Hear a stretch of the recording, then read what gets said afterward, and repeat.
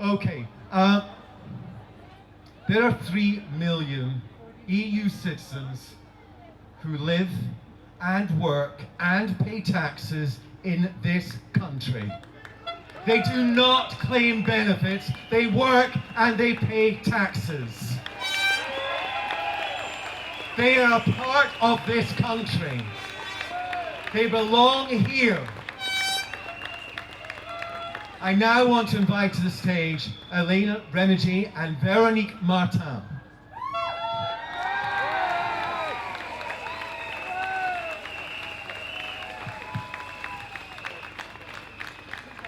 Good morning.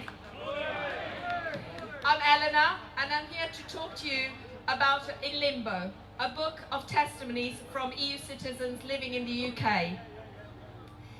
Since the referendum, many of these citizens have been thrown into a state of great uncertainty about their future, have been reduced to bargaining capitals, to commodities in the negotiations, and without real guarantees from this government are still stuck in a painful limbo.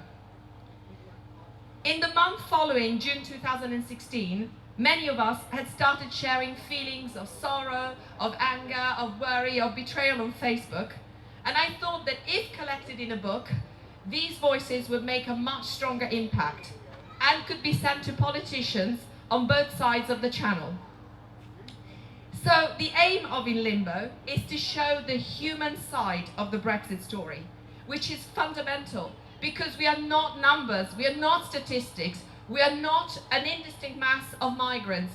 We are 3 million people with individual stories and with an important common root which we share with you, the European one.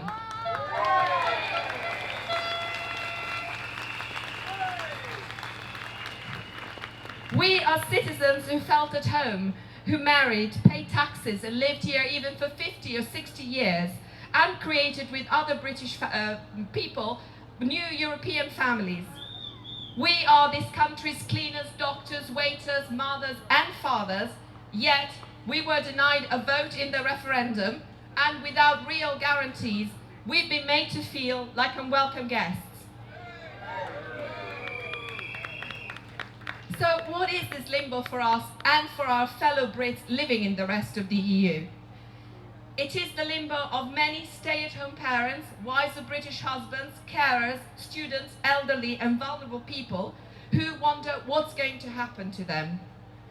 It is the limbo of many academics and scientists who have been refused permanent residency because their job keeps them out of the country for too many days. It is the limbo of several people who have not left their testimony in the book for fear of being recognized or losing their jobs, but who are invisibly present with us all in the book. 15 months of uncertainty have proven to be an enormous burden for many of us. Many feel no longer safe, many have fallen into depression, many have left.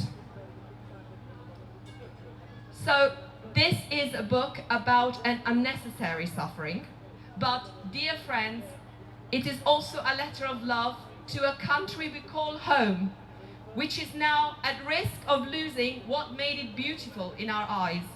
Its openness, its tolerance, its multiculturalism.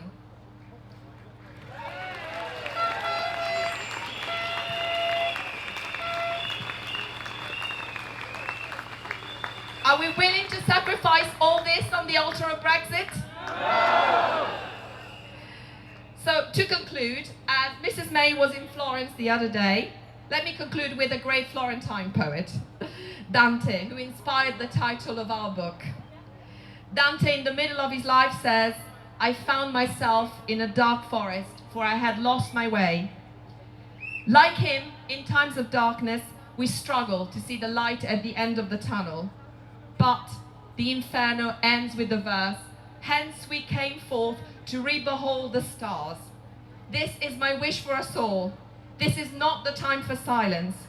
We need to continue to speak out for what is morally right in the hope to re-behold the stars. Yes. Thank you.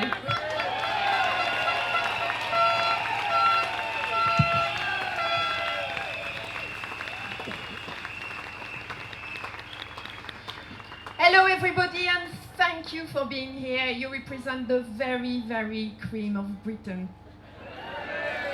I am Veronique and this is my story.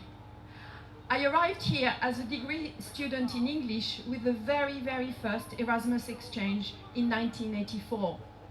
We were the guinea pigs. We were the guinea pigs of this amazing project that has since transformed so many lives and opened so many hearts and minds. We were aware at the time that we were starting something big and extraordinary, a Europe of people. I fell deeply in love with this country and with an English boy who has been my husband for 27 years, Miles.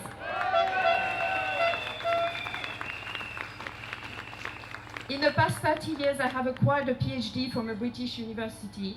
I have worked, volunteered, made many friends, built a life, totally integrated.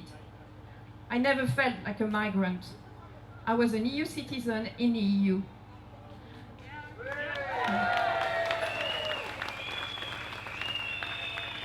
I never felt like a visitor. I was at home. Yet, the Home Office denies me and tens of thousands of EU citizens like me the right to permanent residency and therefore citizenship. Shame indeed. Seeing how hostile the Home Office is to foreigners and to us in particular since the referendum, I very well may become a second-class citizen or even illegal after Brexit. I may have to live my life of 30 years here, my world, my home, and worst of all, my beloved husband. Thank you! The limbo we have been forced into over the past 16 months is tearing us apart.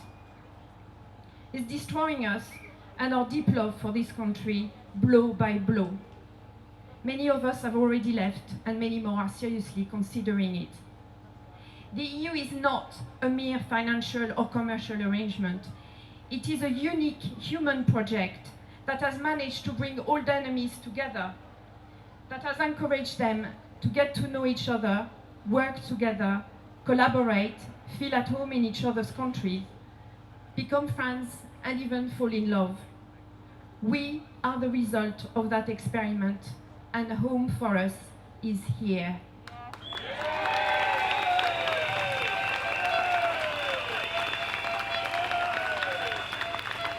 So imagine how we feel when we are now told by so many to go back home. I gave my testimony to our powerful book of testimonies, In Limbo, and so did my husband. So here it is, please read it. Thank you again for being here. Thank you for your support. We need it, and we need you. Thank you.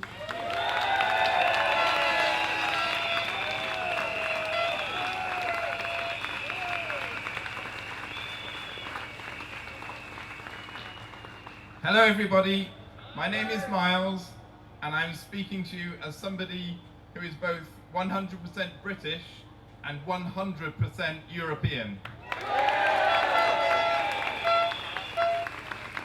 As you have just heard, I am Veronique's husband and we are a pure product of the EU as we would never have met otherwise. As a couple, the EU has allowed us to marry and choose a country in which to build a life. However, after 27 years of marriage, we now find ourselves no longer being confident of being able to stay together. Just as the freedoms of EU citizens in the UK are currently under threat, my own rights as a British citizen are also in question. I might soon be stripped of my citizens' rights in 27 of the existing 28 EU countries. For me, Brexit could mean that the only country I will still be allowed to live in would be the one country that my wife might be excluded from. I ask myself this: how is our country hoping to foster new working relationships with nations around the world if it continues to stamp on the development of personal relationships between Brits and the citizens of these countries?